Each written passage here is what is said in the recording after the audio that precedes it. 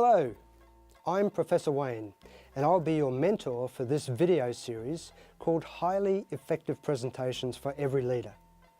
Welcome to this, the first of 4 short modules, and the title of this video is called Preparing to Present Like a Pro, where we'll deep dive into the necessary preparation steps that ensure your presentation runs smoothly. In the following 3 videos, we turn our attention to the presentation delivery, focusing first in video 2 on the opening. And then in video 3, we explore the content, structure, and how to maximize retention with chunking and linking. And finally, we round out the series in video 4 by identifying how to close your presentation on a high. A couple of items to clarify before commencing the preparations video. Let's firstly clearly define the difference between presenting and facilitating, as the two are often confused. Facilitation in its purest sense, and as defined by the Cambridge Dictionary, is the act of helping others to deal with a process or reach an agreement or solution without getting directly involved in the process, discussion, yourself. A typical example might be the chairing of a meeting or a workshop. Presentation, on the other hand, and at its most basic level, is a platform for communicating information and ideas. There's many examples where we present, but in our case, we'll stick with meetings, conferences, public speaking events or workshops. Whilst the difference between the two roles is quite clear, it's also possible to combine facilitation and presentation. There are occasions when we need to overlap the two activities, and this is most often seen with people that deliver training, as they need to play both roles simultaneously. One further distinction is to provide some context to this video series and place a framework around the type of presentations we'll be discussing. Any single presentation has a given duration. It can be extremely short, perhaps just a few minutes, or on the other extreme, it can last several hours or even into the day. And of course, they can run anywhere in between. In our instance, we'll suppose a typical 60-minute presentation. As this video series is developed for executives and leaders of our elevator-escalator tribe, we will target a similar audience group for these 60-minute presentations. The subject of the presentation is not as important, but for the sake of the series and for any use cases introduced through the videos, we'll focus on the subject of leadership. Video 1, Preparing to Present Like a Pro. So let's have a look at the 5 specific areas of consideration related to our first video, Preparing to Present Like a Pro. As you can see on the screen, we have them listed. Number 1, know your audience. Number 2, structure your presentation. Number 3, create great visuals. Number 4, powerful questions and engaging activities. And number 5, prepare through practice. Consideration number 1, know your audience, meaning know who will be participating and how experienced they are on the subject. This helps you stay participant-centered by being able to tailor or adjust your presentation with both content and your questions. It also enables you to gauge the timing and the flow of the presentation so that you can maintain the interest and the engagement. And finally, and very importantly, particularly for meetings, is to understand where the power is sitting in the room.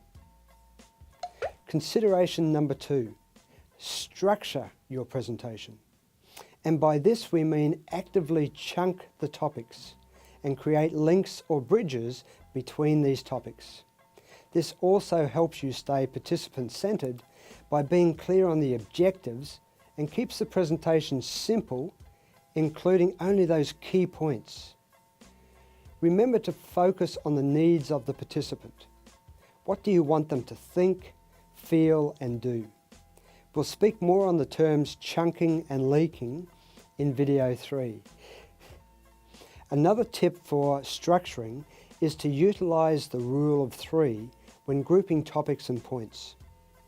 This makes it easier for us humans to cluster the ideas and grasp the concepts. And finally, seek areas where you can support key topics with an associated story, through which you show participants the meaning by the description and not just through the facts. Consideration number 3, create great visuals. Remember, simple is best, so they're easy to read and understand. This lets the participant digest the message quickly and then return their focus to you. For slides, minimize the text, preferably 1 or 2 items per slide, together with a grabbing image. Keep the text in the top half of the slide if possible, so that it's easy for those sitting to be able to read. For handouts, keep them short, simple and well formatted. Use graphics to help illustrate so the information can be skimmed rather than studied.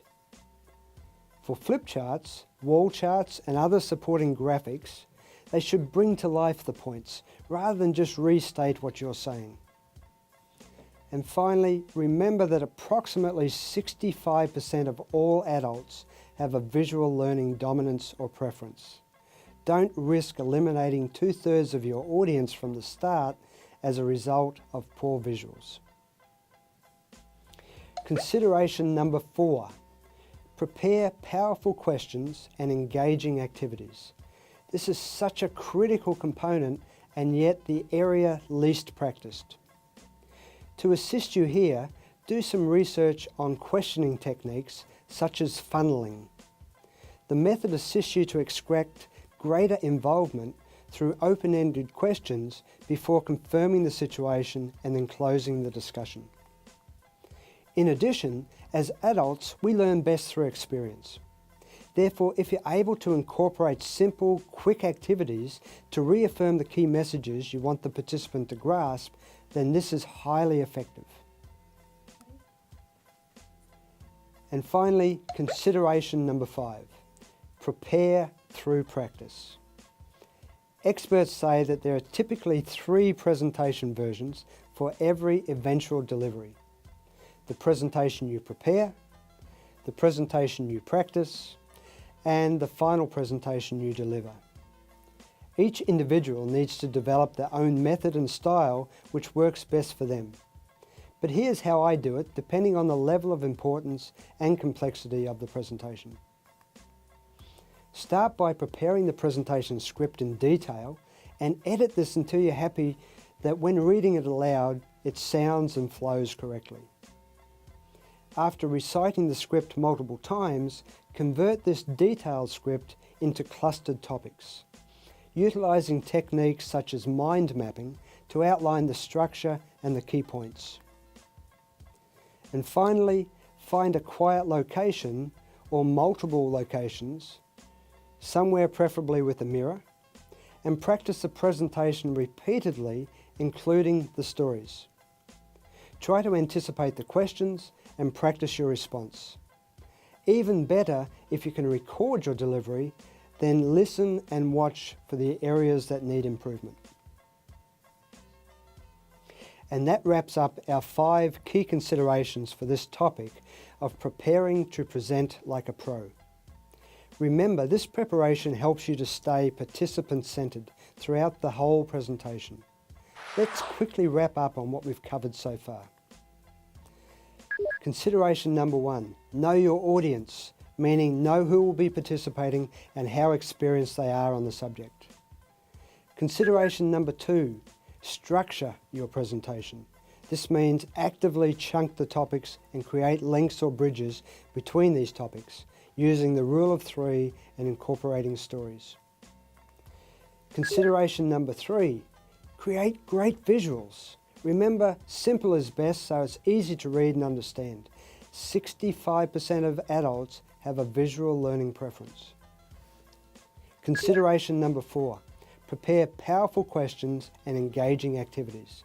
Do some research on the questioning techniques such as funneling and develop simple activities. And finally, consideration number 5. Prepare, prepare, prepare through practice, practice, practice. Experts say there are typically 3 presentation versions for every eventual delivery. Each individual needs to develop their own method and style which works best for them. Thank you for watching this first video, Preparing to Present Like a Pro, from our series Highly Effective Presentations for Every Leader. If you enjoyed it, please hit the like button below and be sure to join us for video number 2, called What Leaders Need to Achieve Initial Buy-in. We'd love to receive your comments, and if you want to be notified of future material, please subscribe to our channel.